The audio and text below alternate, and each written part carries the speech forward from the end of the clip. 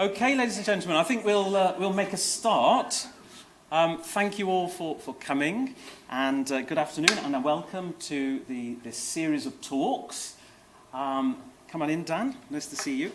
So it gives me enormous pleasure to host this event this afternoon, and as you know, the talks are based around Sir Peter Maxwell Davies's iconic music theatre piece, 8 Songs for Mad King. I'd like to start by acknowledging the support of the School of Music for this event, and in particular, QBrit, that's the Cardiff University British Music Research Centre, which my colleague David Beard and I established last year. So as you are aware, and I've got the programme here, the concert tonight is at 7 p.m, and it's the group itself is called Mad Song, and of course the group takes its name from the title of the 8 songs. We will be having the conductor here later.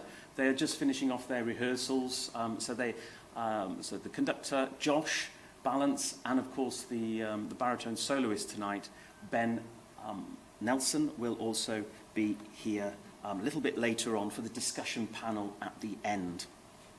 So tonight's concert starts with Anna Semple's highly atmospheric work, After Torcello. So in her programme note, she says that unlike the 8 songs from Mad King, her piece addresses, and I quote, madness of the mundane and the repetitive, the tension of routine. As an undergraduate, Anna read music at Trinity Hall, Cambridge, and Joshua Ballance too read for his undergraduate degree at Cambridge. And this Cambridge connection brings us nicely to the next 2 works that will be performed at tonight's concert, Richard Corsten's Phoenix and Judith Weir's Blue Green Hill. Now, Corsten is currently Professor of Composition at the University of Cambridge, and Judith Weir also went to Cambridge University at King's College. But of course, Judith is certainly no stranger to the School of Music, and she was visiting distinguished research professor in composition for a period of 3 years, just over a decade ago. So in our series of talks this afternoon, Dr. David Beard, which I think all of you here actually know, a reader in musicology at the School of Music and specialist in the music of Judith Weir.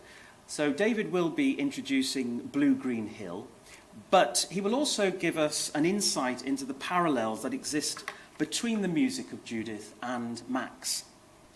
We will also hear from Dr. Liz Lane on the influence and legacy of the 8 songs from a composer's point of view. So Liz is currently a senior lecturer at the University of the West of England in Bristol. But this event is something of a homecoming for Liz, of course, as she is a Cardiff graduate. And Liz was also awarded a PhD in composition in 2010. I think that's right, isn't it? 12 years ago, Liz. Look at that. So welcome back. We were also extremely fortunate to have Michael McCarthy and, of course, Kelvin Thomas here to discuss the 8 songs.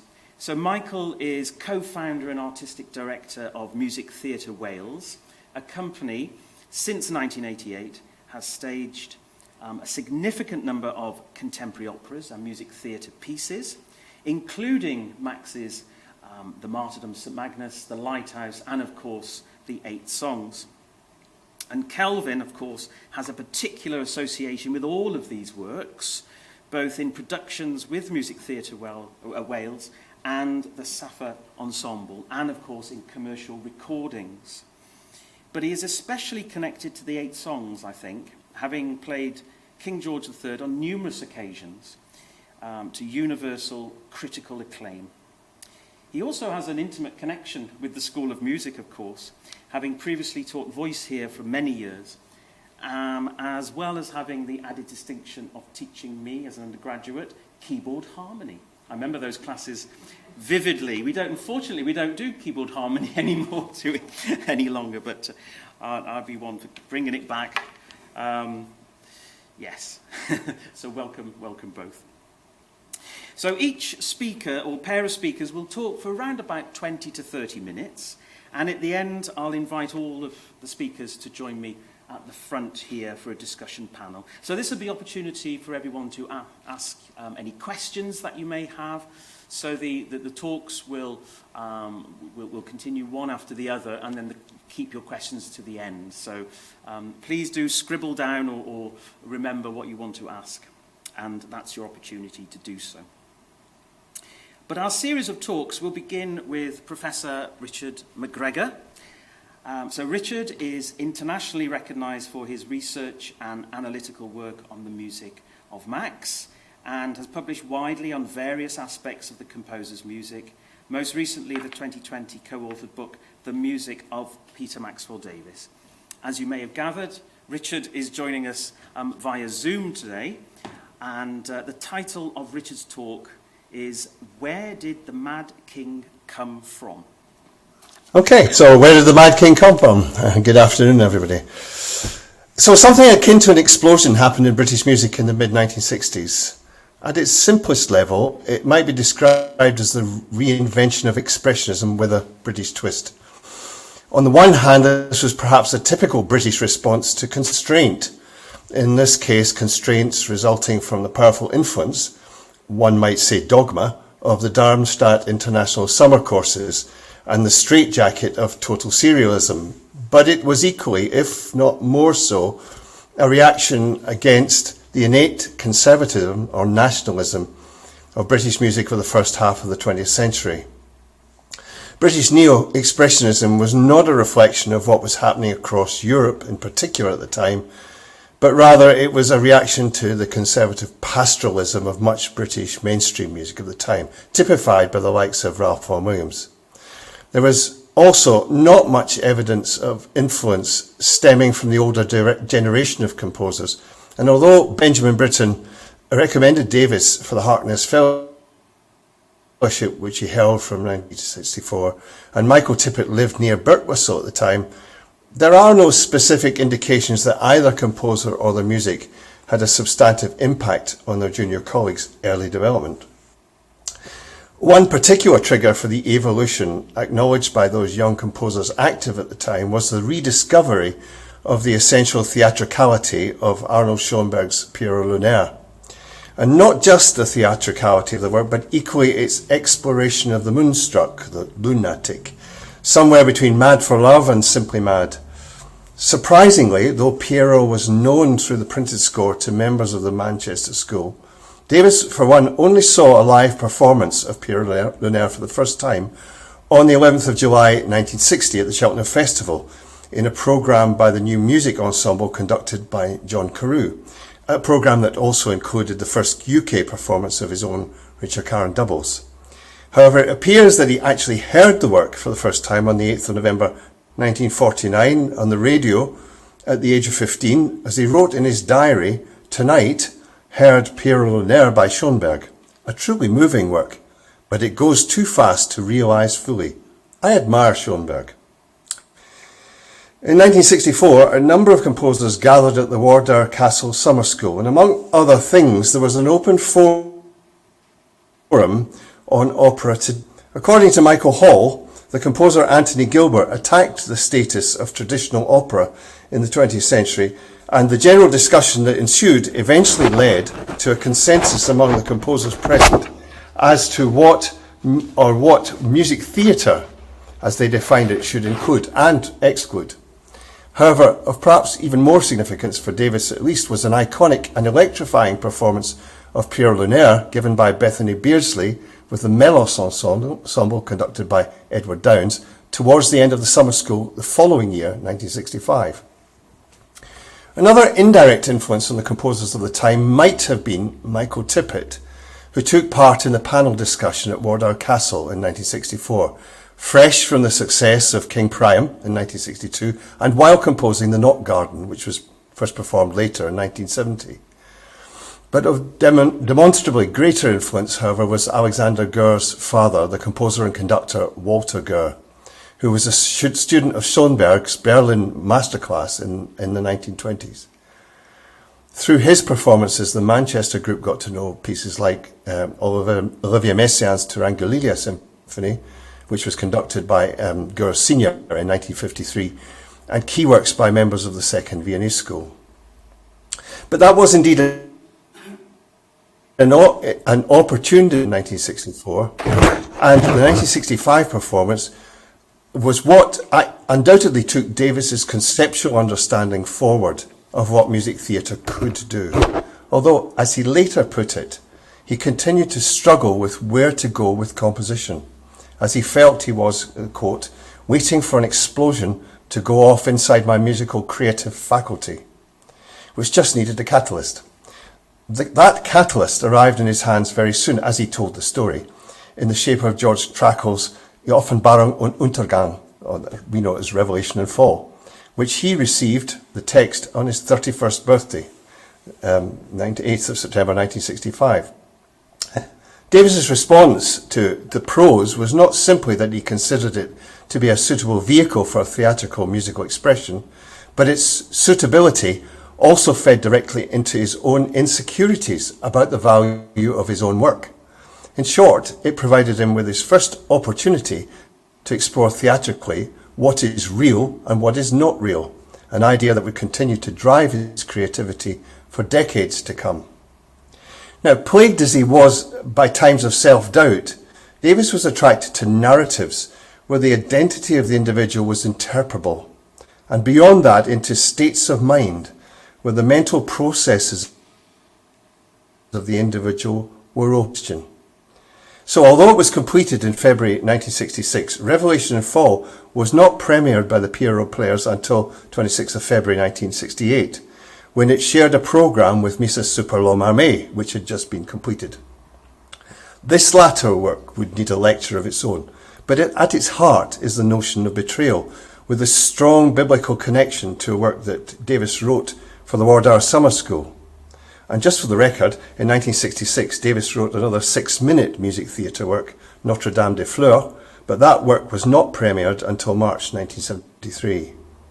So although 8 songs did not arrive until 1969, it was probably floating around in his mind, perhaps 1 or even 2 years earlier, because of his friendship with Randolph Stowe, and we'll think about that shortly.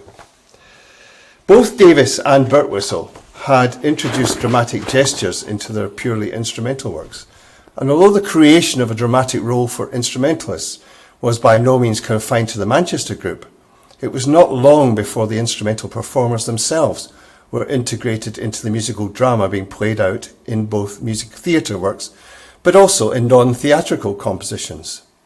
So Davis's 8 songs for a Mad King had the players situated in cages on the stage and representing the birds that King George III to sing. And of course the work climaxes as the king seizes and smashes the violin. Davis and Birtwistle adopted very different approaches to their theatrical works. Birtwistle's approach, and indeed its whole output, was focused on presenting the same material from different perspectives, manipulating temporal aspects in ways that sliced the linear narrative. His subject matter was often based on ancient Greek theatrical practices, also reinterpreting English pastoral traditions in a highly distinctive way. So at the heart of Birtwistle's music at the time was the notion of allegory and commentary based on these models, and his dramatic characters tend to be figurative or emblematic. But Davis, on the other hand, tend to focus on real characters, human beings placed in extraordinary contexts. So despite the increased liberalisation taking place in Britain, even during the late 1960s and early 1970s, the music theatre works of both composers were not always welcomed wholeheartedly by the critics and audiences. And there's something of an urban legend that at the first performance of Birtwistle's Punch and Judy at Aldeburgh, Benjamin Britten and Peter Pears walked out before the end. Davis also experienced such disheartening reactions to his work, most notably the premiere of 8 songs, where members of the audience shouted out "rubbish," at least one doing so as he walked out. And at the prom, the orchestra rose bliss, with numerous members of the audience walking out. But because they involved real people, or apparently real people, since one of Davis's obsessions throughout his career was to raise the question of what is real and what is not, time again and in different contexts, aspects of his work seemed in one way more shocking than the stylised ritualistic projections within Birtwistle's music theatre works. In several pieces, the figure of the Antichrist appears, and in one sense, this regularly featured character was an autobiographical working out of his own Davis's personality. In a diary entry from what appears to be the late 1974, Davis writes tellingly about the struggle with his personal demons, which were transferred into his compositions at the time. And this is what it says. The whole plan of coming here to Orkney, not as some people would have it, to live in a romantic seizure of Terpsichorean inspiration amidst pantheistic solitude, but the better to come to terms with and welcome even whatever forces are incarcerated deep inside me and turn them into a creative asset. I realised that my being alone, first in Princeton, then in Tollard Royal in Wiltshire between 62 and 64, enabled me to come to living terms with the shattering upheaval which broke through the veneer of my attempts to interpret sound images in terms of Christ, the Virgin Mary, etc., and forced me to take account of the Antichrist in myself, resulting in years of darkness, from which Hymnos, Revelation and Fall, Walmarmé, and probably the late World's Bliss were the eventual surface manifestations. Interestingly, not 8 songs. Well, he probably just didn't mention it there. Some of the elements which underpin Davis's works are hinted at in that quotation, but the single aspect that unites them all, and indeed unites his subsequent chamber operas, is the relationship between the mind of the individual and reality. An interplay of opposites which blur the distinctions between good and evil, sanity and insanity, the real and the unreal. Now, much has been made of Davis's use of parody in his music theatre works, particularly his use of older forms, often dance forms, as the formal basis of sections of the music. But his use of parody also extended to sent-up versions of works by other composers, most obviously Handel in 8 songs. However, the constantly recurring musical entity of the later 1960s was the foxtrot. Davis's foxtrots in the 1960s works, such as in Messa Super Lomarmé and the end of Visalia Econes, and as a distinct level of musical material, St. Thomas Wake, Foxtrot for Orchestra, they are usually composer deliberately under serious music argument with trivial commentary, but he also uses them to effectively take the chair out from underneath the previous musical arguments. The foxtrot was, for Davis at the time particularly, one expression of his childhood autobiography, and reincarnated from his memory of playing records of them under the stairs during air raids in World War II. In a sense, then, the foxtrot in these works is his personal signature. In 8 songs, the country dance, Scotch Bonnet, a Handel pastiche, turns into a foxtrot, leading to the climax, where the violin is taken and smashed. One wonders what this tells us about Max's state of mind at the time. Davis met Randolph Stowe, his librettist for 8 songs, in America in 1965, and they decided they wanted to work together on something. Stowe subsequently met Sir Stephen Runciman, and as a result of that meeting, wanted Runciman to show Davis a small mechanical organ that had, and this is a quote from Stowe, belonged to George III. It come to Runciman's possession along with a note explaining this organ was George III for birds to sing, and it played 8 tunes which the king had attempted to teach to his caged bullfinches. Now, in Susan Falconer's marvellous biography of Stowe, we learn that Dave made the organ play its tunes so many times during his visit to Runciman that it never worked properly again. Another fragment identifies its second owner, James Hughes, who served His Majesty George III near 30 years pension of in 1812 at £30 a year, served HRH Princess Augusta 8 years half pension of in 1820 at 30 year. Stowe then wrote, the organ remained in the family of Hughes until a few years ago, when it was acquired by the Honourable Sir Stephen Runciman, who in 1966 demonstrated it to me. It left a peculiar and disturbing impression. One imagined the king in his purple flannel dressing gown and ermine nightcap, struggling to teach birds to make the music which he could so rarely torture out of his flute and harpsichord, or trying to sing with him in that ravaged voice made almost inhuman by day-long soliloquies which once murdered Handel for Fanny Burney's entertainment. ... The king was mad, and at times he knew it and wept. The songs then are to be understood as the king's monologue while listening to his birds perform, and they incorporate sentences actually spoken by him.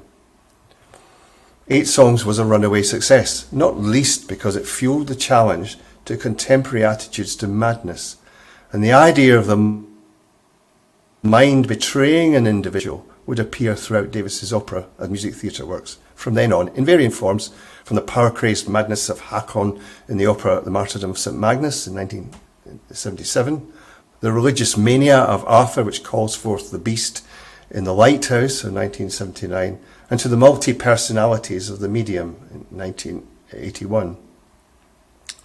Although Stowe himself had already explored ideas of madness in his novel To the Islands, both he and Davis were probably only partly aware of the discussions taking place at the time on society's view of the nature of madness and the psychology of the individual. Because of the way it is constructed, different commentators have interpreted the work in very different ways. Alan Williams thought that Davis showed some awareness of the anti-psychiatry debate when in his note on the music and the score in 1971 he wrote the word madness in inverted commas, showing his conscience that it's a problematic idea, says Williams. Michael Channon's view at the same time the work was first performed was that the work was not so much about madness as showing George III as, quote, an oppressed and cornered individual.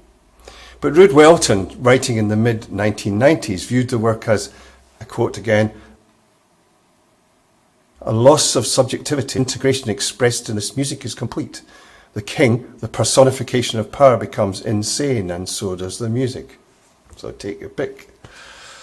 Mad scenes, as you'll be aware, were not unusual in opera.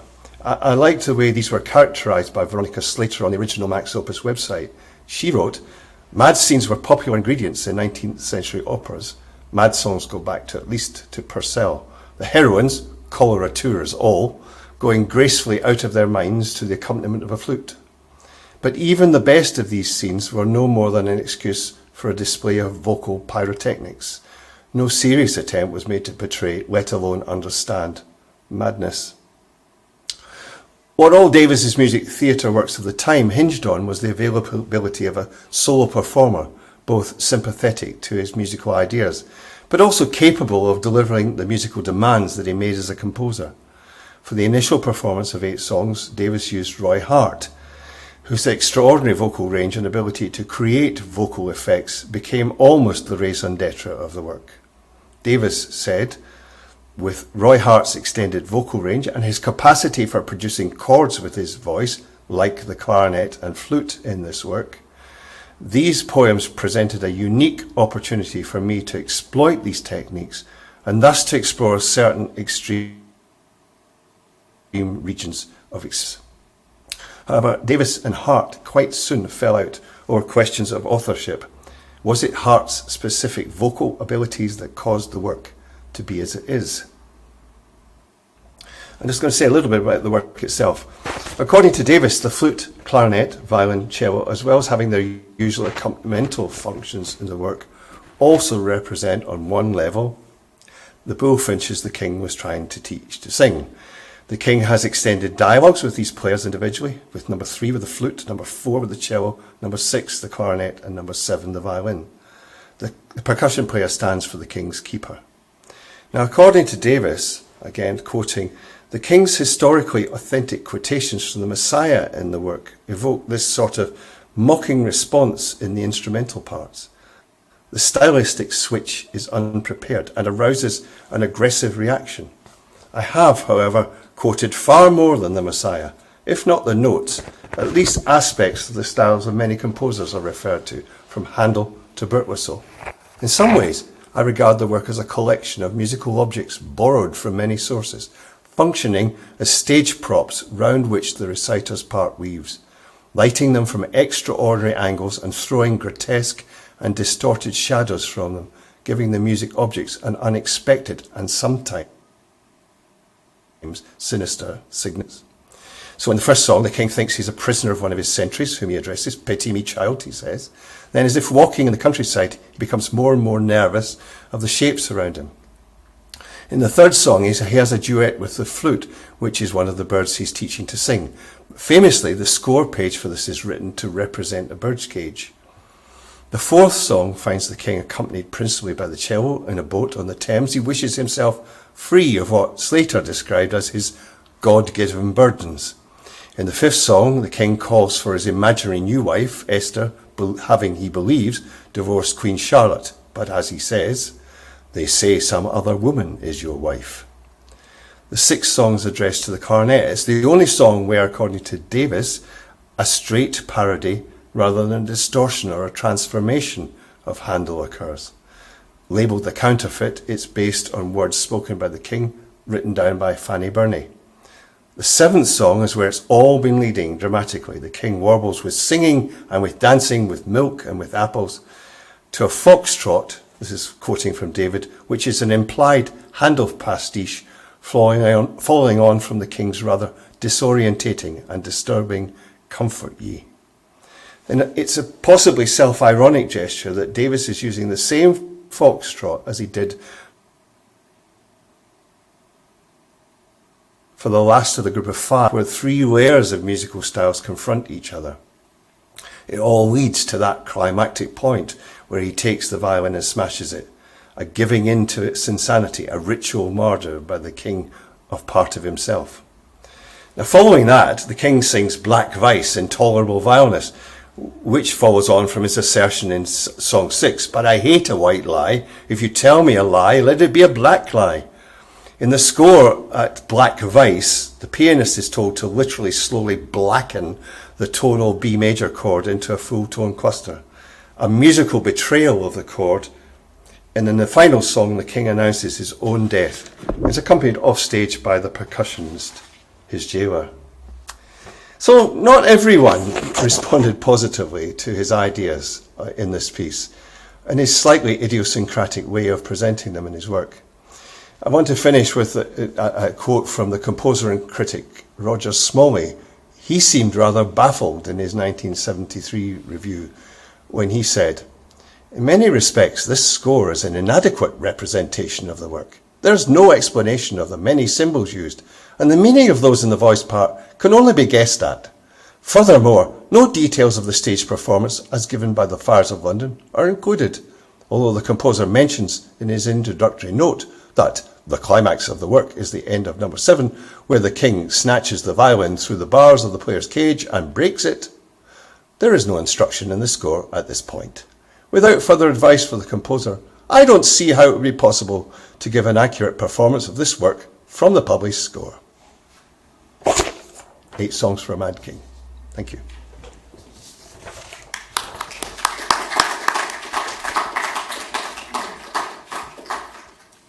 Thank you very much, Richard, for that really fascinating talk. What we're going to do, we're going to go on to the next speaker, but we will keep you connected and hopefully you'll be able to hear, and we'll bring you back in for the discussion panel. Okay? Okay. I'll cut my video. Thank you very much. Hello everyone, it's lovely to be here, and thank you to Nick for the invitation to take part this afternoon. My association with Cardiff University goes back many years. I did my undergrad here, I did my PhD here, I was associate lecturer for several years and also working in the Centre for Lifelong Learning. And I love it, and I'm so pleased to be back. I'm a freelance composer with an increasing emphasis on collaborative and community type projects. Composed in association with the Grimethorpe Colliery Band, and I'm very pleased to be doing a 3 choirs commission for next year. And academic posts, as Nick says, at UWE Bristol in the Music Tech Department, Open University and Trinity Laban. So I saw 8 Songs for a Mad King in 2005 with Kelvin there. But I couldn't remember whether it was my PhD time or my undergrad time, so I had to ask around a bit. And Gareth here, who's lovely to see him again, found this programme and took the photos for me. So it was 17 years ago, and I can see where I was sitting in the audience. I have an image of Kelvin and the whole sort of performance. And it was a really important part of my journey as a composer. Lots of concerts and workshops. Pierre Lunet, I remember seeing on my birthday, which is a real special treat. And that has made a real difference to me going forward. I was at a bit of a crossroads at the time. And, you know, I worked on a lot of different things, but it was because of these events, because of being here at Cardiff and seeing 8 Songs for a Mad King and many other things, that had such a strong influence on myself as a composer in a very general sense, and the way that I've moved on since. So I called it 8 Songs My Friends Saw, and that's because I said to Nick, would it be interesting to speak to people, particularly young musicians, to get their reaction from seeing 8 Songs for a Mad King for the very first time, and he thought it was a good idea. So that's what I did. Some were happy to be named, some wanted to remain anonymous. The music was new to everyone, and they all knew of Peter Maxwell Davies. And the first person I approached was a retired businessman who had a very important part when I was doing my PhD, because he commissioned me to write a song cycle. He was a world expert in the polyurethane soles for shoes, but he felt that wouldn't give him a legacy when he was no longer here, but commissioning a piece of music would. And that's what he did, and it was performed here. So I rang him up and I said, would he be happy to take part in this and look at, and listen to this piece of music? I said I'd get back to him later that afternoon with some information. By the time I got home half an hour later, he'd already watched the music and sent me his thoughts on it. He was so happy to be involved. I asked one of my own students from the University of the West of England for his comments, a friend of 34 years, a family member, a neighbour, also a non-musician, my dear friend Jimmy Charles from Foden's band, who actually met Maxwell Davies at English premiere of Peat Cutters in 1987, and he was playing, and as he says there, he's listened to some of his music over the years and thought he was a very deep thinking, intelligent man. And rather specially, a mother-daughter relationship, a generation apart. Fiona Davies, now Fiona Beck, I shared a room with her in my third year, and her daughter Darcy, who's in the second year here. And they got together and they looked at the music for the first time, and they had a conversation which they put as a kind of podcast. And it's lovely that Darcy's here. So thank you. So you'll hear from them as well. I asked everyone to look at the video from the Sapper and Kelvin Thomas performance of 2012, and a couple of interviews as well. I gave them a few prompts if they wanted to use them about the impact of the experience in the music, highlights, lowlights, and challenges. So let's hear how these people got drawn in. For the first little bit, when I started to listen to it, I initially thought, I'm not sure this is something I'm going to enjoy. It's as you said, it's not something I probably would have chosen to watch. No, I think the same, but in saying that, I've written down a lot more about highlights than lowlights. Okay. So there's a lot more I found interesting. Maybe interesting is the word, not that I enjoyed it. I agree, because I got drawn in. I felt I didn't like, as a piece, the alarming vocal extremes and I didn't like that either. The disjunct melodies, that sort of thing. I not sort of that thing I enjoy listening to, but as a piece, I did get drawn in. I mean, there's lots of twists and turns and things which actually made you want to go on and see what happens next. It was an interesting journey speaking to these people. And I'm very grateful to all of them for contributing and giving up their time, of course. One person who I thought would be really into wanting to know more about the music actually got on a Sunday, she got through about 8 minutes of it, and she just said, I really don't want to see any more. I mean, she would try for me, but I said, no, that's fine. No, please, just, your reaction is just really helpful to this presentation as well. So I actually went and spoke to everyone else and said, look, if you feel uncomfortable, please, don't.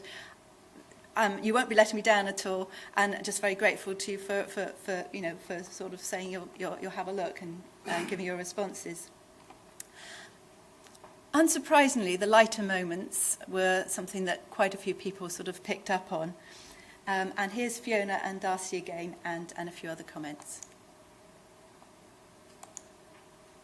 Well, as I said, I like the way that there were twists and turns, and particularly when it's suddenly you had a musical reference or a quote. Yeah. When you suddenly got a bit of Handel, comfort you, or it suddenly went into there's a foxtrot or dance. That sort of thing. That was my favourite bit, when I went into that dancing bit. But it's almost, suddenly your ears go, oh, yeah. It's relief, isn't it? Yeah. That's what I wrote down, because I really enjoyed the first time we heard the harpsichord. It was diatonic harmony, and I was like, thank goodness there's some, it's not all atonal from... Which I suppose then almost emphasises then the madness. There's a sort of glimpses of sanity. Mm-hmm. So it was sort of that contrast which made the other bits more disturbing, perhaps. The structure was also something that that people picked up on, particularly Steve Lee, the person who commissioned me to write the song cycle when I was doing my PhD. We had quite a conversation when we were mastering the CD of the song cycle about the length of gaps between the various songs, and he picked up on this twice with 8 songs, and it obviously sort of resonated with him. It's clever. I found the structure quite challenging because there's no clear we're going to this section, but I think maybe that's the idea, because the whole representation of a mad person. Well, I'm not sure I like the fact they were imitating a mad person, because that concept is quite different now to what it was when this was written. But I do think that in someone's brain, if they are struggling mentally, this might be a fair representation of that. So the fact that there's no structure might be a good thing. And of course, Darcy sort of picks up on the terminology as well, 2 generations apart from how we might view it these days. Lockdown and mental health was inevitably something that people would mention. This is Mark, my student from the University of the West of England, and I'm absolutely thrilled that he loved it. I mean, he comes from a non-musical background. He got a first for his degree. He's had various careers. He's been a landscape gardener. He's been a semi-professional skateboarder. In his 3rd year, he wrote a piece of music, a video EP, which is about sort of mental health. And it's really rewarding for me as a composer and a teacher that I can sort of share this with someone who would never have come across it again, and for it to have such an impact on him. And here's Fiona talking about lockdown. And do you know what? I have thoughts. It's just a little bit too much like the feeling of modern life for escapism. Having the things going on in the world, and almost how some people might have felt in lockdown. It gave me that sort of vibes about modern life, which I don't particularly want to keep going over. There's 2 personal responses which I really want to share with you. 2 older people whose partners both have dementia. One of them had been shown these photos by someone he knew recently, and they had a discussion about 8 songs, which is why I've included that photo. But he saw the first 8 minutes, wanted to see more, really wanted to, because of the connection with his partner, but he felt he didn't want to anymore because it scared him. He actually felt he wasn't safe to drive after seeing it. But he's digging out Farewell to Stromness to play on Sunday. And the other person, she her life is limited what she can do at the moment because of her circumstances and the challenges with her partner. But she was so delighted to be asked to do something like this and to take part in.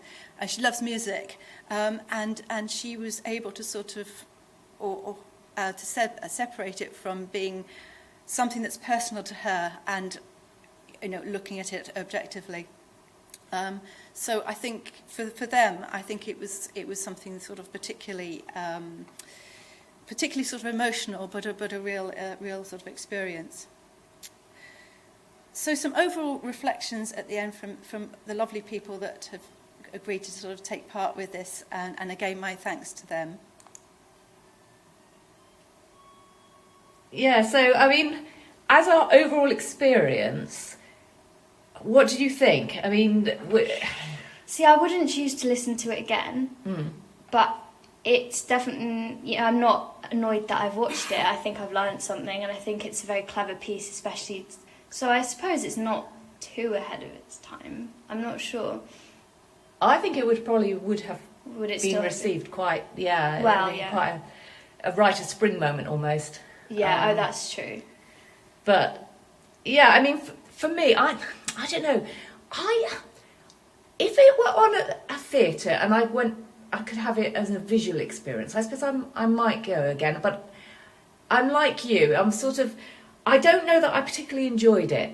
For me, if I've got I want to have a bit of escapism or creative experience, I don't know that I want to put myself through that. No, it's quite an intense experience for the listener and the watcher.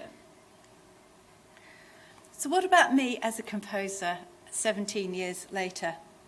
Well, I actually didn't watch it until yesterday, and that was for a reason that, like 1.3 million other people in the country, I'm actually recovering from long COVID, which means I don't have the strength and resilience that I would normally have, and I was somewhat sort of apprehensive. But I watched it, and I was mesmerised, and I was also sort of quite emotional at certain points, and I think that's because I know people that it really deeply affects now, which I probably didn't sort of 17 years ago. And as I said, experiences of this and other works like Pierre Linaire and the whole concerts and workshops have had a really strong effect on my compositional voice. Although the kind of music that I write now is quite sort of far removed, it's been really important to me. And being able to reconnect with something like this, it's not the sort of music that tends to be a part of my professional life, as an academic or even really as a composer. But being able to reconnect with this has been really important to me, and I'm grateful for that.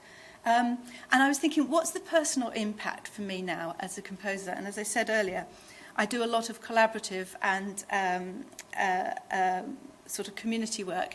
And here I am working with other people, sharing the music with them. They're sharing their responses with me.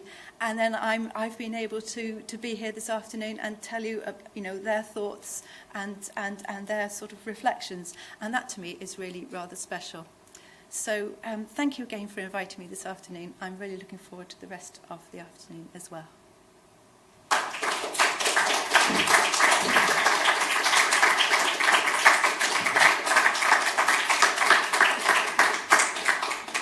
Liz, thank you so much. That was really a fresh and inventive way of approaching the piece. Oh, thank you. And I'm really pleased that we went with that approach.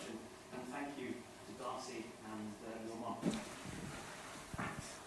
Okay, so just above me, I'm just going to let a few slides roll by as we're talking. They are from two historic parts of the company. The first one that you see here is in fact the poster from the very first production that we made together in 1986 of 8 Songs from Mad King, using the original score, of course, the third part, with a photograph of Kelvin that we have from the very, very first production that we made together in 1982, when we founded Cardiff New Opera Group. Cardiff New Opera Group became Music Theatre Wales in 1988. So, in fact, in June this year, when we're performing our newly commissioned work, Violet, we will be celebrating our 40th anniversary as Music Theatre Wales. So, it's a big moment for us. So those will go by overhead. I'm going to pick up on one nice parallel with what David was talking about, which was in 1988 at the launch of Music Theatre Wales, which I'm not sure if you were there, Kelvin, but memorably we did in the on-site pub in the Brains Brewery, which has just been knocked down now beside the station. The best pub in Cardiff, I can tell you, because it was free beer all night. Served by men in white coats, with just wonderful. We had Jane Manning perform King Harold's Saga as the opening event for our new company. So nice parallel there. There was a Scottish thing, there was a economy thing, there was a desire to find a way to get King Harold's Saga performed, and that was the event that we did. Our history on 8 Songs from Mad King, as I say, started in 1986, which came directly really out of the experience of doing the Lighthouse together. And just over the years, we did really 3 different productions, and we paired 8 songs with very different pieces as we went through the years. Originally, we paired it with a piece by Michael Finnessy called Mr. Punch. I think later we came to the real Mr. Punch with Harrison Birtwistle. An interesting pairing, though I have to say I can't remember a note of Mr. Punch from 1986. It was a theatrical work, puppetry involved, but great fun. Latterly, in I think it was 87, something like that, we did it in a pairing with Piero Lunaire, which I think Max would have really enjoyed, actually. That was really, really interesting to do that. And we also did it in a program with some other Maxwell Davis Chamber Ensemble music pieces. And then more recently, 2013, we paired it with a piece called Ping, which is a text by Samuel Beckett, that was set to a kind of music theatre piece by Portuguese composer Mendonça, who I had worked with in Aix-en-Provence, and he had this piece up his sleeve. So again, it was really interesting to put 8 songs with very, very different pieces and see how they played out. Ping was rather extraordinary because it was, I interpreted the text as a piece that was really about a person who was just on the cusp of discovering that they were no longer alive. It was a very Beckettian thing. It sort of, I think they rubbed up quite nicely together. So that's a little bit of a potted history of 8 Songs from Mad King with Music Theatre Wales and Cardiff New Op Group. So Kelvin, let's jump into the deep end straight away, really. Our relationship as director and performer is about sharing the work and helping it come to life. But I'm going to throw the microphone straight at you and say, how would you describe this piece? Well, the way I look at it, it's a journey going through this man's experience of madness, we'll call it madness. And I noted one of the comments by one of Liz's contacts was they couldn't see where the different songs were. Personally, I see it as a journey. So everything links through. I find it a very moving piece. I think, firstly, when I came to the piece, I was a bit scared of it. I thought, where's this piece going to take me? It just seemed to have a very dark feel to it. It was using musical language that I was not used to singing. It was using this concept of madness and these words of King George III. So it took me a long time to assimilate this. And as I say, I was a bit scared of it in the beginning. But gradually, as I got into it, over the years, for me, it's a journey going through this person's experiences, and in a funny sort of way, although he is mad, I tried not to think of him as mad. So, for example, in the opening of the piece is that sort of low, up to a top Z, F it, isn't it? And good day to your mother, God, that sort of stuff. when I first looked at it, I thought, crumbs, how do you do this? Because you've got to get in touch with the technical aspects of it. How do you sing this piece? How do you perform this piece? So that was my first challenge. But gradually I came to realize, well, look, he was mad, but maybe he didn't think he was mad on times. So that opening is, good day to your majesty. God who guards the gate. You know, he thought he was singing a very beautiful melody, but it was coming out as it comes out in the piece. Was I said enough, Mark? Yeah. No, absolutely beautiful.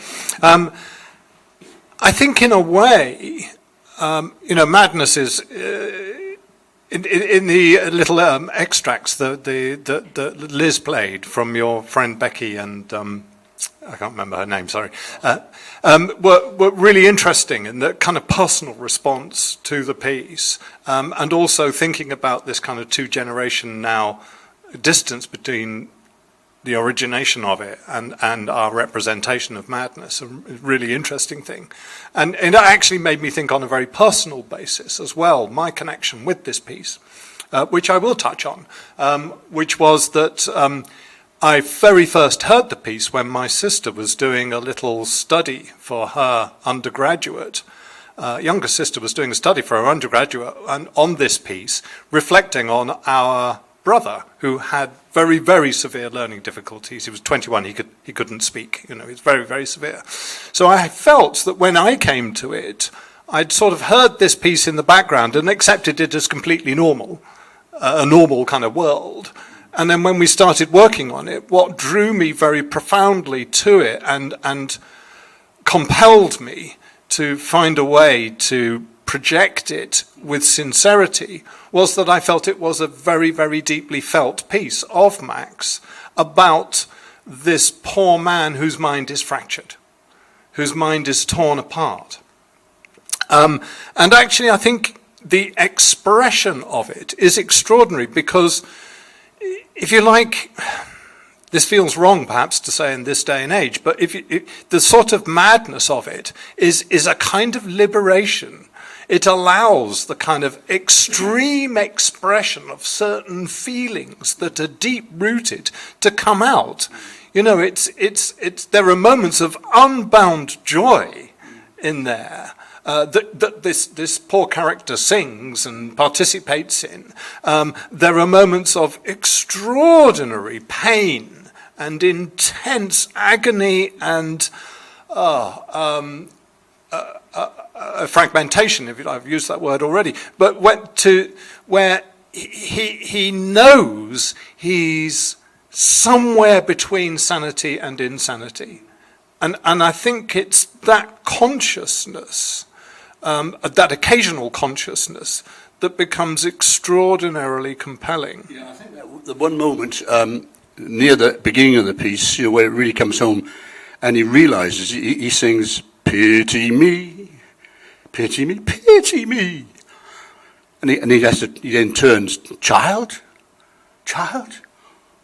whose son are you?" And he suddenly realized the pain he's suffering. But before then, he's doing it. He's in his world. Mm. But then the realization, I suppose it's swinging between sanity and insanity on times.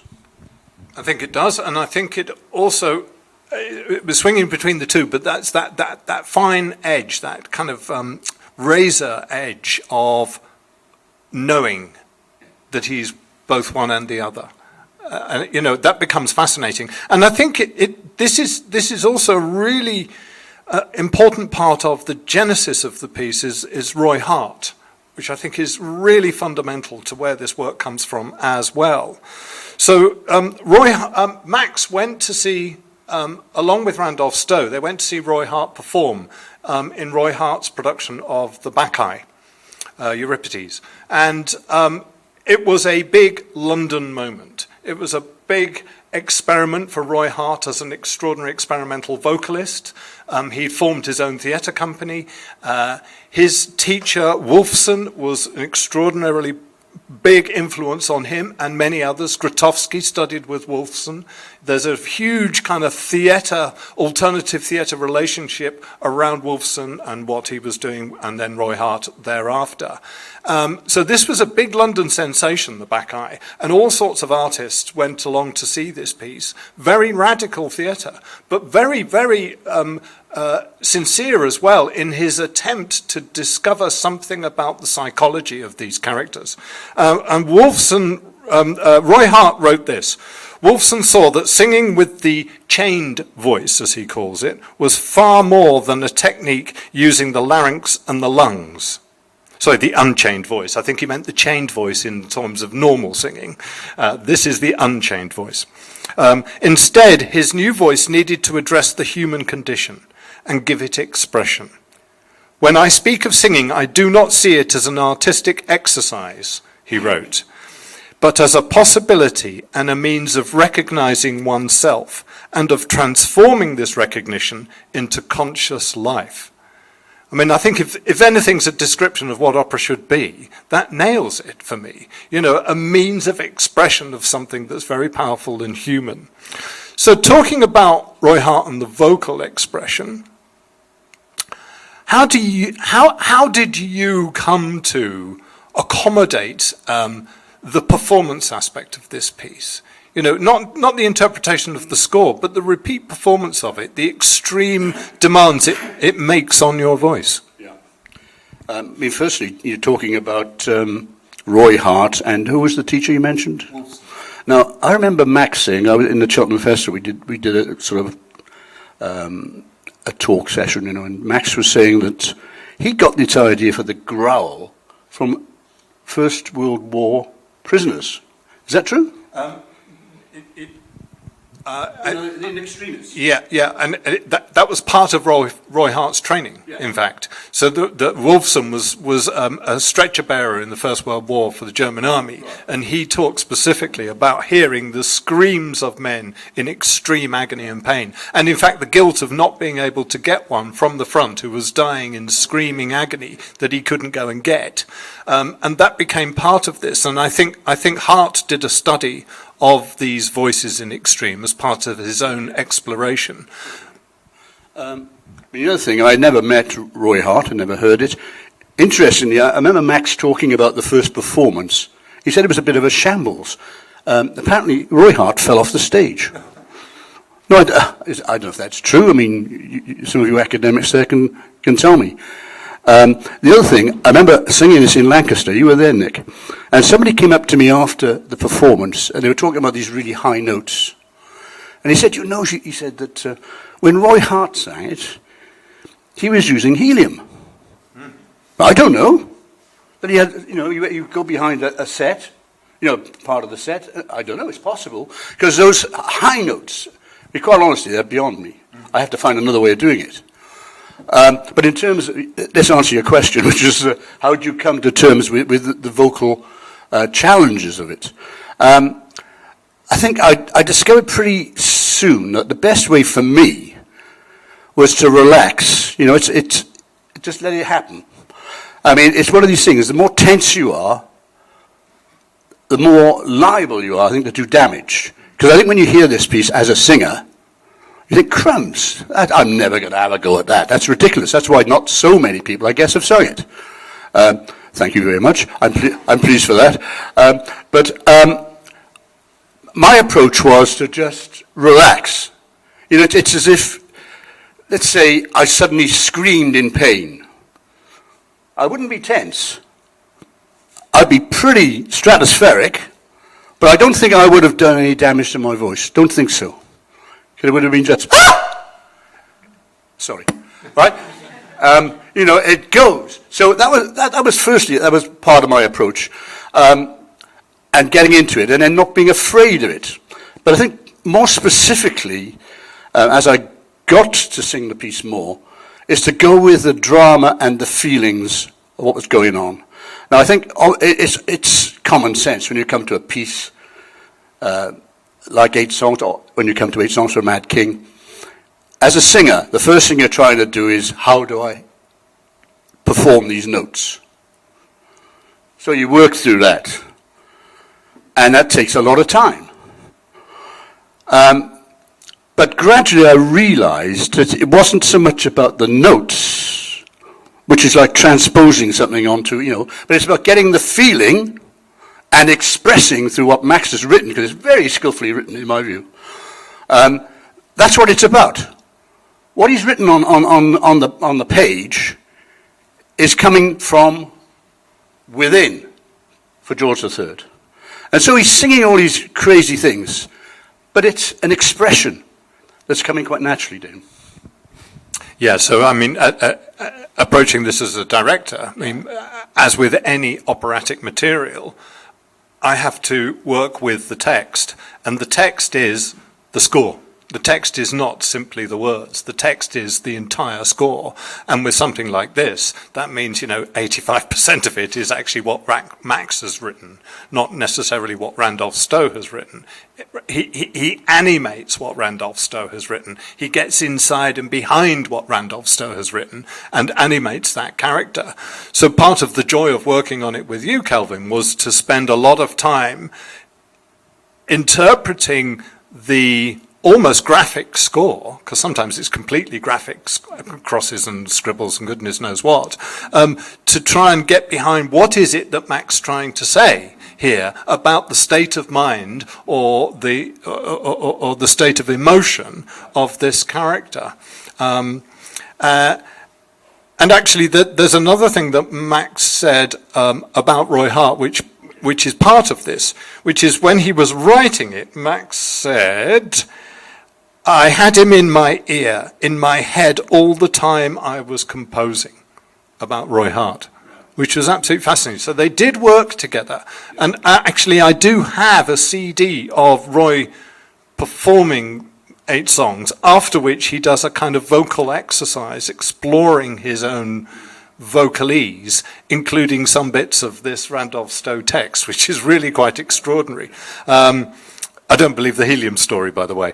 He was an 8-octave man, which is quite interesting. So, but your comment then, Kelvin, takes us to the key for me in this piece, is that it's not enough to look at it as music.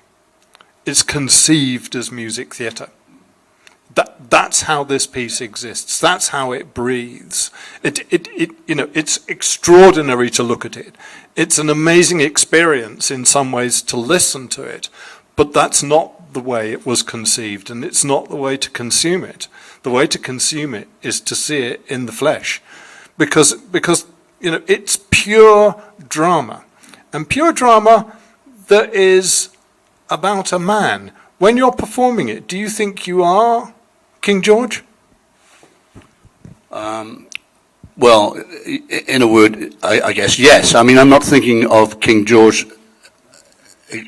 particularly. I'm thinking of a person going through this experience, and with moments of sanity, with moments of insanity, trying to express himself, and people not understanding him.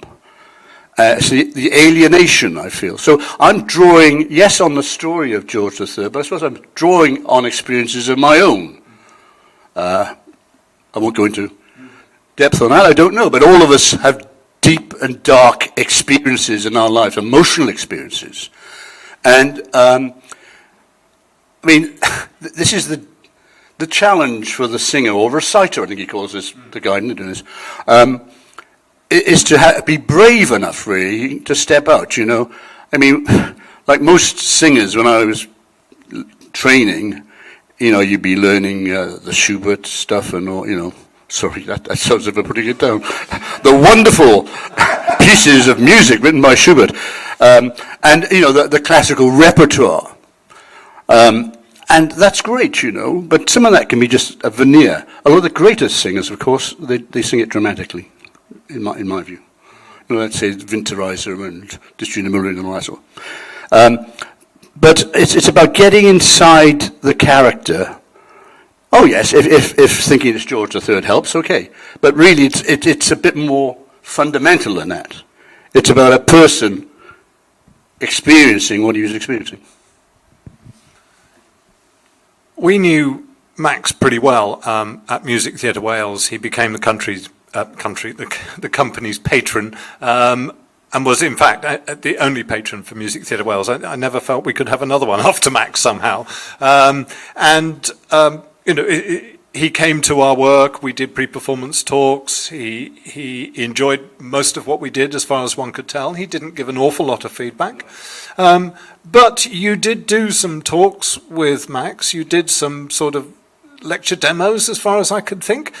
And there are some lovely written quotes about what you say and what Max says. And one of the things Max says is, it doesn't matter in a way what was written. If it works, do it.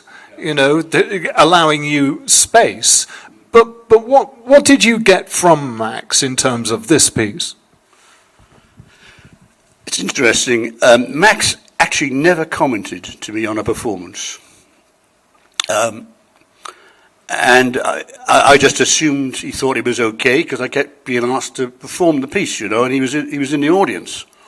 I remember I was in Turin, I did it with Sinfonietta, and he was there, Went to Australia, Barossa Festival near Adelaide. Now that was interesting because we performed in Barossa, the wine region near Adelaide. And we went in September, October 2000. In August, the beginning of August, I had a letter which was addressed to me and Tim Williams of Safa, because I was singing it with Safa. And it was from Max. And he gave 3 sheets of notes, basically looking at, giving me notes on my performance. I would read them out, but if you want to see them, come and see me after. I think it's the best way to put it. But that was fascinating. That's the only thing he ever did, really. Apart from, I think I told you this when we were sitting there, I did a performance in the Royal College. When was that? I don't know. Probably 10, 15 years ago. And Max was there, and they were recording it. He had a group of buddies filming it, and they wanted to make a documentary. Actually, it did go out on TV. I think it might be here, Nick, somewhere. Somebody might have done it. You might see it. But they interviewed me, not Max now, but this guy who was directing this film, and he was just like a voice off, and he asked me about what has Max said, about your performance, like you've just said. And I said, well, he said nothing at all. I just get on with it. A month or so later, I was singing in the King's Place in London, the same piece, and Max was there, and they were still filming, actually. And after that performance, he came up to me and said, fantastic, it was wonderful. It's the first time he'd ever said it. And Safa, they said, God, what's going on in Max here, Obviously, he'd been seeing the rushes or something of the filming, I think, and he'd realised he'd never, ever complimented me. That's about it. The ultimate compliment was... No, that's fine. I think that's what a composer needs to do, actually. Yeah. Let it get on with it. Yeah. If you're making a real mess of it, well, okay. Absolutely, but the ultimate compliment was that, he did... Because he was alive and because he had a close relationship with people like Safa, he could say, don't go with that performer again, and he would do that. And actually, you did it so many times with Max there that he clearly gave you his blessing. Just an interesting thought that comes out of the Australia story, which is there is an Australian link to this, of course, with Randolph Stowe. They first met in America, I think, and then they spent time together in Australia, and they went on a very long cruise together. Max actually asked Randolph to go and live with him in Orkney for a while. All sorts of stories about them. But the Australian link is really interesting, because I've always wondered where the heck this didgeridoo comes from. Why is there a didgeridoo in 8 Songs for a Mad King? It's a really peculiar idea. And I can only imagine it came from Randolph, actually, in some way, or their time together in Max's time in Australia when he was lecturing. So maybe he took a fondness to it there. And actually, when you started to talk about Barossa there, I started to wonder whether the Australians had written to say, please don't perform on the didgeridoo. in Australia, because that is an area of sensitivity for sure. And the other thing is that one of the wineries in Barossa did a special Maxwell Davis 8 songs label, didn't they? When I was there. I mean, yeah, 8 songs from Mad King wine. It's quite expensive. I didn't buy any. I didn't buy any of it, but I did drink it, I think. I think you can still get it, apparently. Yes, I mean, Tim Williams was telling me this. 85 quid. Is it really? Well, a bottle? A bottle? Right. Fine. Yeah, well, that was the same, yeah, that was the year I was there. We did the performances in the Peter Lehman winery. And just one other comment before we wrap up. The cages. I've heard about the cages from 2 different sources, actually. One is the Randolph Stowe story, which is of research he did. It's either research he did or experience he had of people imprisoned by the Japanese army in cages, and that was talked about. And the other strange story I've heard, and actually I believe that the idea really came from Max to put the instrumentalists as birds in cages. But who knows what conversations went on between Max and Randolph that might have led to that. But there is another very strange story of Max coming up with the idea on the London Tube, seeing the people on the tube carriage in cages in his imagination, which, who knows what the real truth behind a composer's mind actually were. And we all reinvent as we go along. We all remember our own stories in slightly different ways as we go forward. His journals, of course, are quite useful from that point of view. But there are mysteries behind this piece. Its gestation, if you like. But what isn't a mystery is that this piece is still extraordinarily powerful as a work. It still packs an amazing punch, and I think that is to do with the fact that it isn't a tool bag full of gimmicks and gags. It isn't a box of tricks that he reels out for sensational effect. It's a genuine study of a man in distress, mental distress, and that's why it can even connect with people, as you were talking about, in lockdown. It really does connect, because there's something very deep felt about it. So one last question for you, Kelvin. How does performing this piece affect you psychologically and emotionally? Well, I don't think it does that, to be honest with you. I mean, I don't take it home with me. I'm not screaming at the wife, when I get home and what have you. I mean, I think the way I would do it, I mean, I know, was it Marlon Brando, all these actors, the method actors and that, I didn't go to that level. I think you've got to let go and be quite brave in your performance and do it. But no, I didn't. I don't think it affected me in other ways. Maybe I was a little hyper when I got home. I don't know. I must ask my wife. She's coming tonight. I'll ask her. But I think that's a straight answer. I don't think so. Others can tell me. No, and I believe that. Knowing you, Kelvin, I think that's the admiration I would have for a performer, someone who can actually deliver at that extreme and not carry it home. I think that's magnificent and admirable.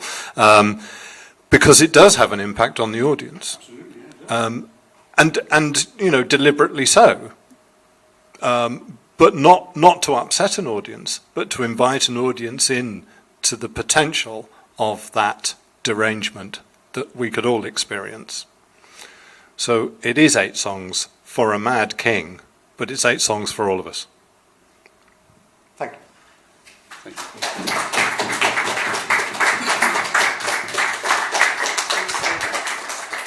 Oh, sorry, this Thank you.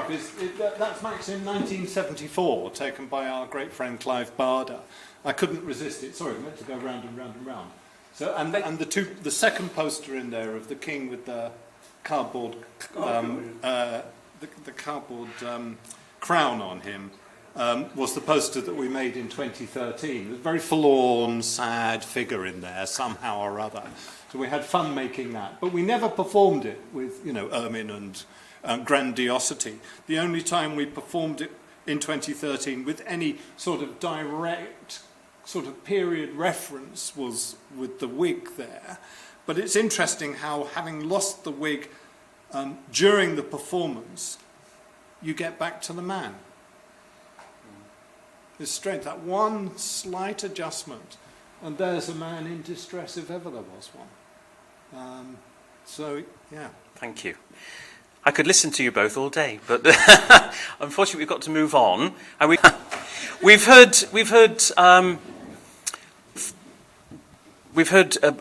viewpoints from a number of perspectives today, but what we haven't heard from is the conductor, the musical director. So let's jump straight into there. I mean, Josh, I noticed Michael's got the score, but how on earth do you start by looking at this? How do you prepare the ensemble to perform this piece? Yeah, I mean, hi everyone. Thanks for joining us. It's a fascinating and kind of bizarre experience. It's always, it's great fun in the first rehearsal, particularly when you have people that haven't played it and perhaps, they know a bit about it. They've done some contemporary music. Maybe they're even specialists, but they haven't done this piece before. And you get kind of 20 minutes in and they're just looking at each other like, what have I signed up for? I'm not being paid enough for this. And then you get to the end of that first rehearsal and you've kind of been through it. You've put kind of some of the logistics in place. People know kind of where they need to look and who they're playing with and so on.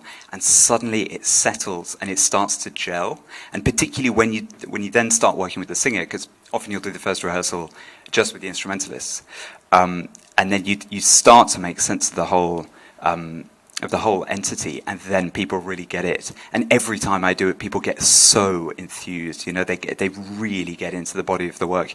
I think there's something fantastic about it being this chamber work. The fact that we can think of it as, seven performers and a conductor, and it's on that scale. So you don't have the kind of quasi-dictatorial thing that you might have from a conductor, but it can really be chamber music.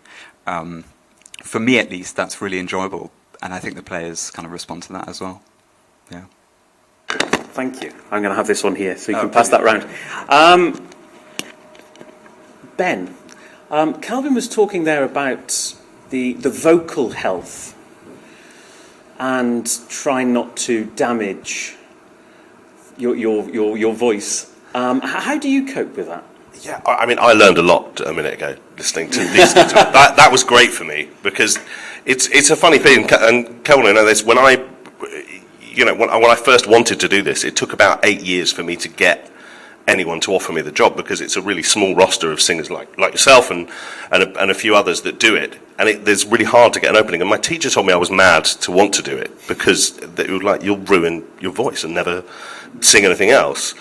And what Kelvin was saying about relaxing was, I'm going to remember that now, because I have not been doing that. That's not been my approach. But the fascinating thing about the score, and I, without the benefit of being able to work directly with Max, was seeing some of these things and just looking at them and going, well, for me, that's impossible. I can't sing chords or these stratospherically high notes. What do I do to recreate something akin to what he wanted? And so, lots of conversations with people like Lee Melrose, who I know did it quite a bit, and conversations with them about when he wanted actually just the idea of something extreme, or whether he actually, those notes were very, very important to him. So yeah, you have to box clever with the whole thing. I don't really, as Josh knows, I can't really do it until the performance. And I don't mark in any other rep at all. I'll happily sing 6 hours of rehearsals a day, but with this, I just know I'll do myself an injury. And there's no way of discovering that you will. I just fear that I will. But maybe I'll try your relaxing thing. That's good. I'm just not a very relaxed person. I don't know if that's coming across. Well, just I find relaxing the throat, Yeah. I mean, obviously you've got to be quite tense in some respects. Sure. You know, your body, but I never marked when I've done this. See, when I rehearse it, because for me that inhibits me. I feel it's stopping me. You know? Yeah. But I mean, if it works for you, that's fine. Cool. I mean, it doesn't work for me. That's why I have to mark. I mean, it's just the bits that are akin to screaming, and the very extreme parts of it. I know also that I'll get carried away. There doesn't seem to be an in-between gear for the piece. I either have to do it completely, fully, or nothing. And so it makes it interesting as a piece because it's the only piece I've ever done where I leave this guy on stage and only come back to him when I come to do it again. And we've rehearsed this piece, but I know I'm not really doing it again until we do it later on. With Max, I recorded it, I think in 2012, and he was in the box, right? And there are bits in it, you know, and I was sort of approximating it, you know, the bit about snakes, right? And he came in, he said, "Oh, could you get that bit better?" And I thought, "Christ, it's only a line. Does that?" You know, it wasn't actually notated. But I mean, he was fussy actually. I didn't realise, you know. I did then. He said, he said something like an E flat up there or something, you know, and I was singing, I don't know, B or C, you know. But he wanted it up there. He actually wanted it, you know. And in these notes, you might be interested in these notes I've got, by the way. I would love to. You know, he talks about the enunciation of words, of snake cuts, that sort of stuff, which we, you know, I'm not used to it. Anyway. That stuff, all of this, I just kind of want to listen to you talk about all of your stuff with Max Ray, just because that's amazing for me, because there aren't many people you can talk to about this. There aren't many coaches you can take this piece to. You have to figure a lot of it out on your own. And And the other thing, sorry, I'm hogging this a bit now. When I was in Australia, Tim Williams, he must have talked to Max, you know, and he said, because I don't sing it like, I never heard Roy Hart, but I don't sing it like Roy Hart, I guess. I don't. And he'd had a conversation with Max, and Max said, "Look, Roy Hart was a specific singer. He could do specific things. And he had no problem with me doing it my way."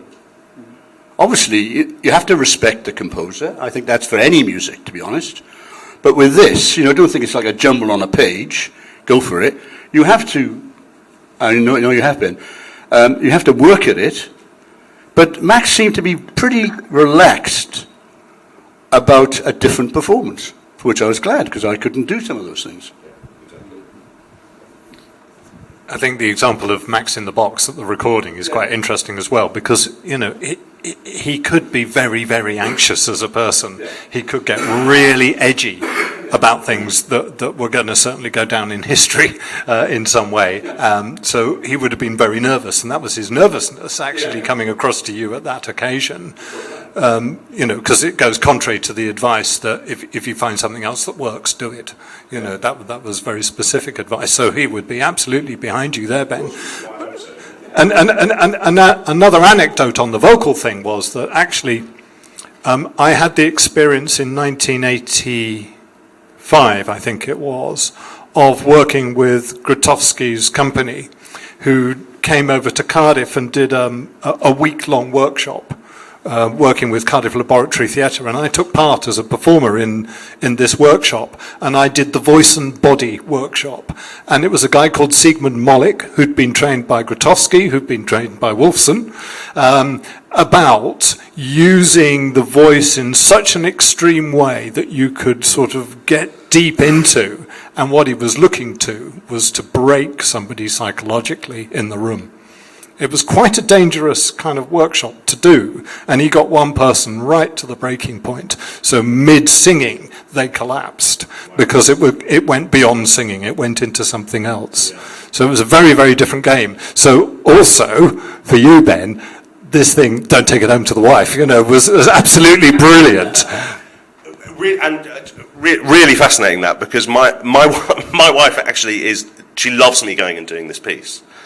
There are pieces where I did a Gerald Barry piece once, and when we came to revive it, she sat me down and said, "I want you to really think about whether this is something you want you to do. I remember how you were during that, and I don't think I want you to go and do it again, or at least I don't want to be around you when you're doing it again." But with this, she's delighted. I think she sees that it has a cathartic effect on me to go out and do these things. A lot of it is kind of anti-singing. But the thing that made about being careful, when I did get my first chance to do this, it was in France, and one of the reviews said afterwards that I had sung too much of it too nicely and too beautifully. It was damning. I wanted to like that as a review, but it's obviously I played it way too safe. Yeah, I was just going to jump in and say that it's so interesting, this discussion about how we think about the voice and how you sing. I mean, so much of it is the same, in the instrumental parts, that there's stuff either that's notated that is impossible or where the notation becomes... so Ben and I were lucky enough to do this a year ago with two people that had played in Fires of London for quite some time. And talking to them about it, it becomes clear that quite a lot of what's in the instrumental part is almost kind of a transcription of what was worked out and established in, or feels that way at least, in rehearsal and in successive performances, as much as it is kind of score as set of instructions. And often, I mean, there's, in a wind there's multiphonics or things in the strings which are... It's helpful, I think, to think of them as suggestions and as kind of ideas rather than, okay, play this multiphonic and then do a glissando to this note and then we want to hear these harmonics, because it just is not helpful. And it's all, this thing about finding the commitment and the character and the idea behind what you're trying to achieve and then finding a way to achieve that, I think, for the instrumentalist as much as for the singer is crucial in doing this piece. Thank you. I think we better take some questions from the floor, hadn't we? If there are any questions. Actually, just quickly, yes, Charles. From that, Nick, is there a version history of 8 songs? I was aware, as far as I knew, what was in the published score is the only version. Yes. Only notated version of the work that there is. But this business of improvisation, because, yes, Philippa Davis, who was in Fires of London, said a very similar thing to me. And that was for an interview that was going in print, but actually there were parts of it, the interview, that she later wanted to redact because I think she was concerned that Max might think that somehow his authority was being detracted from. It was a shame because there were some nice things in that interview. But yes, there is only the one version. Yes, as far as I know, if you go to the British Library, that there is the score, and that is the only one we've got. So if that is true, that it incorporates things that were workshopped essentially in rehearsals, how would that have worked? Is there perhaps a lost set of parts or materials? Quite possibly. Richard and I have been in not deep conversation, but we have been in touch with Richard Armstrong, who took lessons from Roy Hart, apparently. And it'd be fascinating to have a word with him and to see if we can fill these gaps that we have got, because, like Michael said, there's a lot we don't know about this. About this piece. I had these notes I gave him Max, and one of his critique of me, right, when it was, I was singing a sort of all-purpose recitative. Yes. Right. So he obviously expected and expects you to get the notes as much as you can. So, I mean, I think we're on maybe a slippery slope if it's just like we'll reinterpret it and we'll do what best we can. I think like with any really good, even great composer, you've got to respect what he or she has written. That's where you start, in my view. Yeah, there's no doubt this is composed work. Absolutely. This is properly composed work. And it means you to get those effects. It does. But obviously, as we're talking, some of them are virtually impossible. You've got to find a way of doing it. We're going to have an example here. Yeah. Well, I just came across this page. It's going to be impossible for everybody to see, but what can that possibly mean musically? Where you've got a stage with a wiggly line, and then a kind of maze of arrows going down into itself. It's a graphic. I remember as a student being greatly amused at reading scores that literally were graphic, pieces of fur stuck in papers and, that you had to feel to interpret. Yeah. This was part of what was going on. Yeah. But there's an intention behind that. And that's our job as performers and interpreters, to try and understand what that intention is, to bring it back off the page. That's the wonderful thing as well. I loved what you were saying about this and how it's a great description of what theatre should be. And I think even further, we should never accept anything less from theatre than what this tries to be. But the fact that with all the cages around always mystified me, because I can't think of anything more that's an uncaging of a piece of chamber music. I mean, it's so untethered. And everything breaks down so much. Even on the page, it looks, it's completely torn apart. And he's asking you most of the time to make sounds that don't fit in with however you've learned to do singing or music or anything. And you have to find other ones. And so you do look at those things with all the lines going across, and you're like, well, I've got to make a sound that has elements of all these things going through it. And that's quite fun to sit at home and make weird noises. It takes me back to that comment on Roy Hart talking about unchained vocal, and it's sort of why I've avoided bel canto my entire life, much as I like opera, because I find that to be deeply chained. No, precisely, and it is, and it's so, but that's when I mean that we shouldn't demand anything less from other. That includes bel canto. It can have the chains and the things, but they have to be there. There has to be a good purpose and good reason for them to be there. And whatever it is, that's fine. But we can't just take it as read. But Mike, when you think the music comes from the drama, right? I don't think Max has written. Well, he's written melodies and there's a key structures and all that sort of thing. But you've got to get hold of the drama and make sense of it.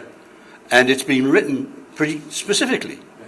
I know he mentions in his notes here, sorry to refer to these things you've not seen, but there's this bit where he goes, just before you scream, shut the doors. And what do you say?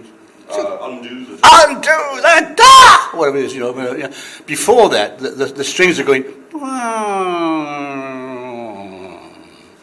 Now, he said that note is actually closing the door. That's what it is. He actually says that. And when I did this performance, the last recording, it probably is the last one that he ever did, actually, of 8 songs. In 2012, 2013 it came out. In the last page, when you get taken off, and you get the drum going, boom, boom, and it's screaming, I don't know what it is.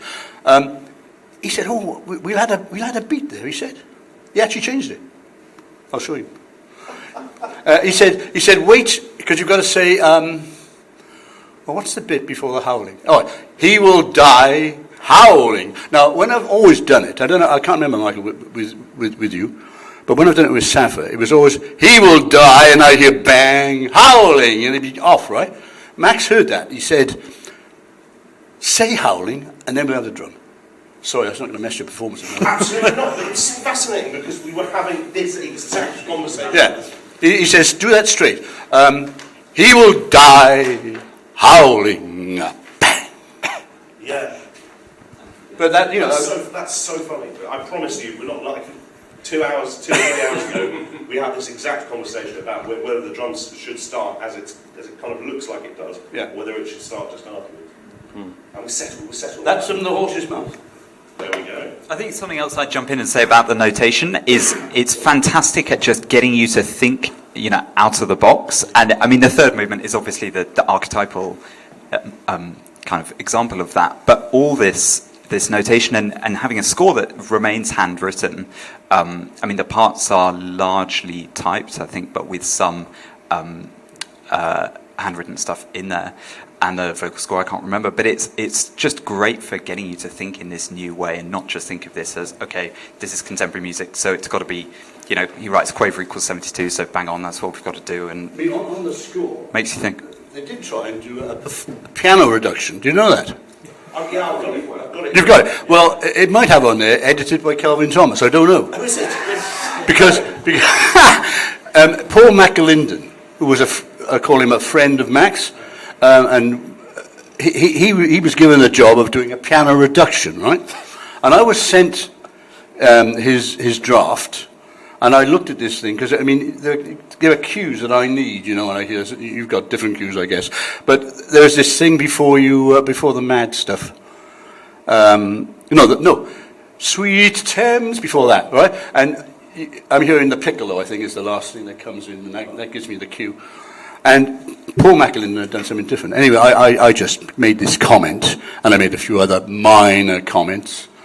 Anyway, a few months later, Judy Arnold, who was Max's agent at the time, rung me up. She said, "What's going on with this piano reduction? You know, we were trying to get it out." I said, "Well," I said to her, "You're blaming the sap in Cardiff for you." I said, "It's not me." So I don't know what happened to that. You've got it, have you? Marcus Farnsworth sent it to me because I realised after doing the piece once, I worked from the full score, that I was not going to be, like with other pieces, able to keep myself a score that I use for this work. It's not like Belshazzar's Feast or Brahms' Requiem. I print it off anew every single time because we're always in a different space, different people. We explore it differently. You have violinists who feel very differently about the whole violin thing. and so I printed it off here, and Marcus passed me on this because printing out the vocals on A4, the original score is quite, makes it very tricky. But Marcus had this vocal score and he passed it on to me, so I used that. So it's not this one? No, it's just sheets of paper. That's the reduction, isn't it? That's the original score reduction. I guess so, yeah. I see, that's the printed one. Okay. It's got a lot of Marcus's notes on. You'll probably enjoy this one, I think. Constipation. Well, actually, Max does say that at one point. Does he? Oh God, what is it? I've got to keep thinking now. Well, you do something like that, you know. And he says, "Where's that not running?" Oh, I can't remember why No. I did that. One of those. And you know, it's the crow. The crow goes. Oh yeah. It's as if you, excuse me, I won't say it, but you know, it's Yeah. One comment. Well, Kelvin, you just said that the music comes from the drama. Yeah. The music is the drama. Yeah. The music makes the drama. Yeah, exactly. I know we're running out of time, but I just want to bring in Liz, if I may. Liz, I mean, your observations and comments from all those people that you spoke to brings a really fresh, as I said before, and a new way of looking at it in many respects. And I was fascinated to. I'm assuming I was really taken actually by Darcy and her mother, and the way it was just a sort of an immediate reaction to what they were seeing on screen for the first time. They were watching Kelvin's performance, but experiencing it live is a completely different kettle of fish, isn't it? Yeah. Yes, absolutely. And one comment that I didn't mention is the person who didn't want to watch it anymore. Someone else, I told them about it, and someone else sort of said, well, actually, that might be because they may be more disturbed by the visual element than actually if they just heard the music itself. So what you were saying about the visual alongside the music. Yes. Yeah. And David, if I may, when was the first time you encountered this piece? And what was your reaction to it then? Putting me on the spot there, I know. Nick. I've seen the two most recent productions that you put on in Cardiff. I think it would have been, I would have maybe taken it out of the local library and listened to it, so it wouldn't have had the same effect. As you say, there's nothing to compare to seeing it in the flesh. Just to pick up on a previous point, there is an archive, a Roy Hart archive, somewhere in the south of France, and an article was written on his contribution to the whole project. There are some audio clips available online. I can't recall if they're specifically of the 8 songs, but there are certainly recordings in the south of France, and who knows, maybe they'll be put in the public domain, which is not to say that performers should become slaves to trying to reproduce that. It might be interesting, but it seems from this conversation that the importance really is in terms of keeping in mind some idea of what Max wanted, but bringing fresh interpretations to it. It has that room for interpretation that's so important. Yeah. Thank you. Boosie's released the Roy Hart recording. I think they streamed it during lockdown. It wasn't Roy Hart. Wasn't it Roy Hart? Julius Eastman. Oh, it was Julius Eastman. Yes. Yes. Well, yeah. As I say, I do have the Roy Hart. So. Yeah. Yes, I think I might. I didn't know that, so I might be pinching that. Oh, sorry. I thought you were going to say something else. No. Well, I think we better wrap up there because you guys have got to prepare, and some of us have got to have something to eat before the performance. But thank you, Liz, Kelvin, Ben, David, Josh, Michael, and of course, we haven't forgotten you, Richard. you are. Just been looking at this looped video. Yes. Hello. There you go. Thank you so much. A really fascinating talk, and I can't wait for the performance now. It's going to be superb. So there we go. Thank you so much for coming, everybody.